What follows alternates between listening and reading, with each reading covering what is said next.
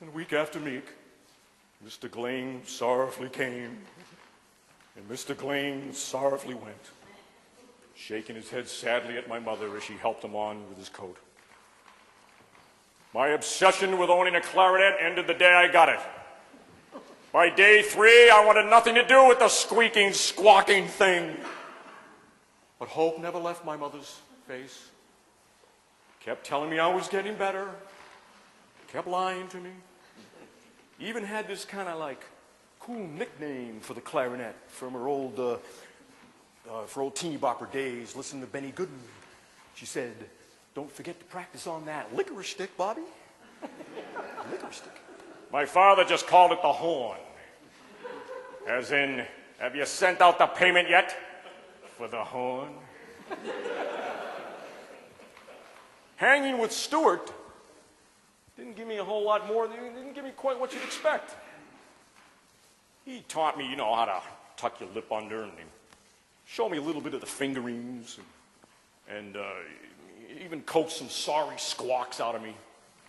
But all this was taking place in our treehouse, in the woods, which we built with our own hands. Well, actually, I handed the boards up to Stuart, who did all the building.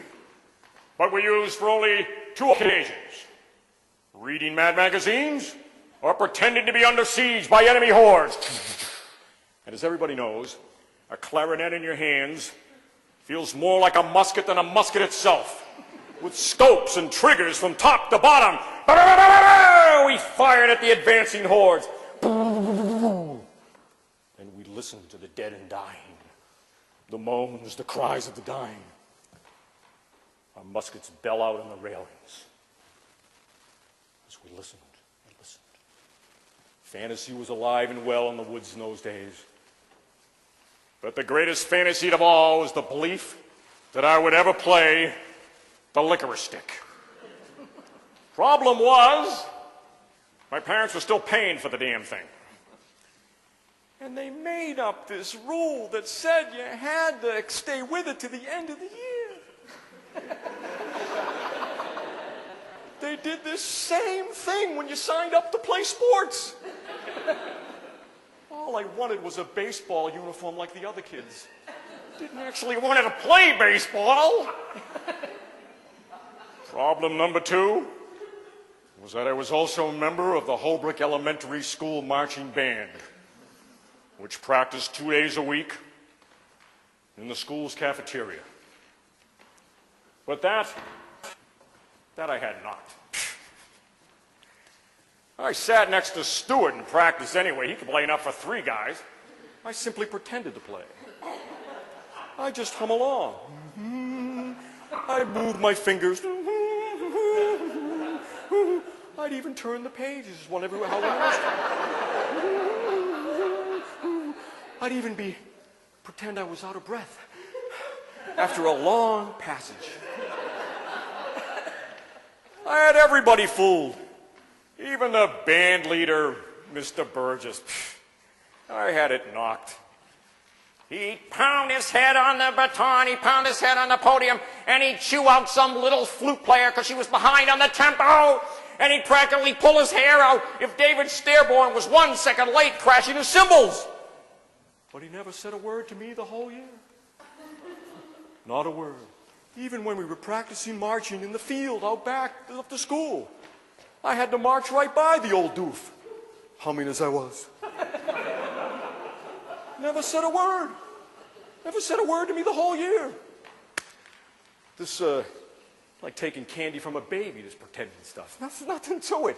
Nothing to it. You could spend a lifetime doing this. The school year would end with our band's appearance in the Memorial Day Parade. This was an honor accorded all first-year musicians, and I brought my uniform coat home the day before the parade. My mother made me model it. Oh! She wept. Wept openly. Then she made me model it again when Mrs. Francis came over for tea, and the 2 of them wept. Together they wept. She made me model it once again when my father came home from work. He didn't weep at all. But my brother wept My brother was on the floor crying with laughter. The coat was huge on me, as if I was wearing it to be funny. Could you blame him for laughing? The thing was huge. Then I looked inside the coat, and there was a label in there that said, property of U.S. Army. The coats, the band coats, this is worn by a guy. The band coats were just old Army surplus packets dyed red. Everybody got a big kick out of it. Oh, the family just laughed. My father tried on the coat. It was even huge on him. He did a heroic pose, like Washington crossing the Delaware. The big epaulets stood on his shoulders like birds of prey. Oh, did we laugh. And then, look at the pockets, said my father.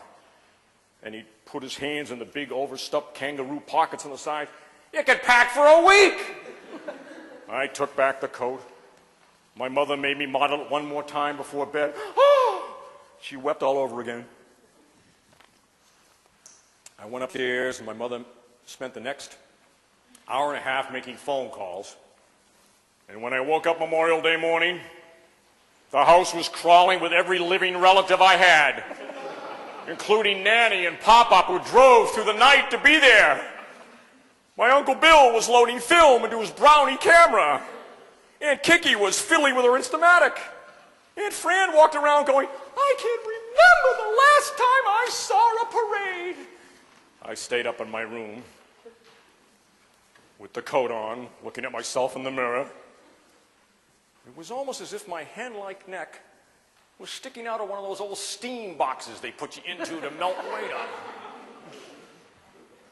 But the epaulets kind of made your shoulders look big. That wasn't too bad. And if you wore the beret at kind of a jaunty angle, it looked all right. And then something my mother said. She said that when you march in uniform with others, nobody notices the individual, only the unit. Me, part of a unit. Me, part of anything. And I assembled a clarinet and I marched with that in the mirror. And it started to get good to me. Of course, my brother's up on the top bunk, laughing like hell, laughing hysterically, but it didn't bother me at all. You can block a lot of things out when you're part of a unit. And I walked downstairs dignified. And I left the house, waved to my siblings and my grandparents and my mother on the steps. Got into the car. My Uncle Bill was shooting me as I got in the car. And he said, we'll be right on the corner by the library, Bobby. Make sure to give us a nice smile when you go by. How's he going to smile, said my father. He'll be playing his horn. It was almost easy. Nothing like baseball where you stand out there naked when the ball goes through your legs. I could make my parents proud simply by being part of a unit. We got to the fire station. My father punched me in the arm and said, go get him, kid. And I got out of the car and I walked over and joined my musical mates. Funny, the only kid in the whole band who didn't look ridiculous in the uniform was Big David Starebone. The uniform actually fit him. And there was a kind of a quirky excitement going on, a little twitchiness in the air, people tuning up over here. And Mr. Burgess is running around going, where's Laurie? Where's Larry? Where's Doug? And I'm casually chatting with the other clarinetists, assembling our instruments like a seasoned platoon. Then I looked over, because I heard a noise, and there over in the grass, the high school band was revving it up. Think their shit don't stink, said one of my colleagues.